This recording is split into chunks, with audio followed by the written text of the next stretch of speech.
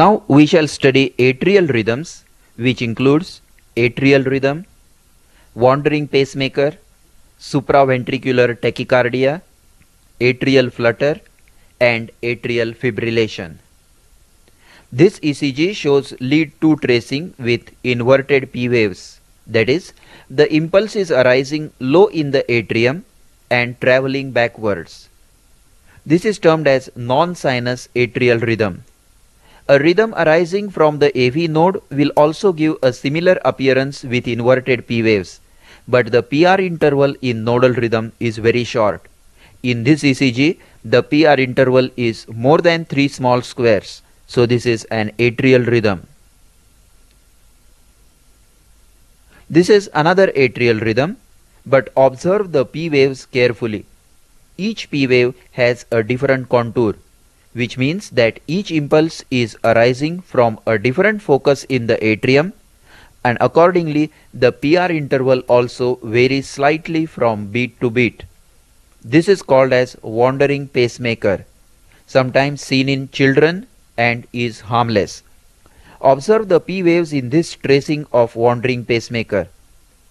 Note that contour of each P wave is different, indicating a different focus for each impulse, but the QRS complexes are normal and constant. This ECG shows tachycardia. The RR interval is 7 mm, so the rate is 210 per minute. This is much above the range of sinus tachycardia and is termed as supraventricular tachycardia or paroxysmal atrial tachycardia. This is another ECG of tachycardia with a rate of 200 per minute. Note that the QRS morphology is normal, so it is supraventricular. In the supraventricular tachycardias, the rate varies from 180 to 220 per minute. In this ECG, the RR interval is 8 mm, so the rate is 188 per minute. But often, the AV node may not be able to pass down the impulses to the ventricles so rapidly, and then it starts passing down every second or every third impulse.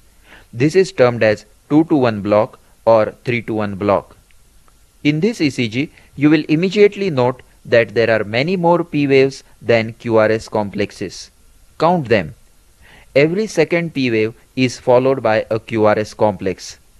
In this case, we must count the atrial rate separately as 1500 divided by the number of small squares between two P waves, and ventricular rate separately as 1500 divided by the number of small squares between two R waves. The atrial rate here is 166 per minute, indicating supraventricular tachycardia, and ventricular rate is 83 per minute, indicating 2-to-1 block.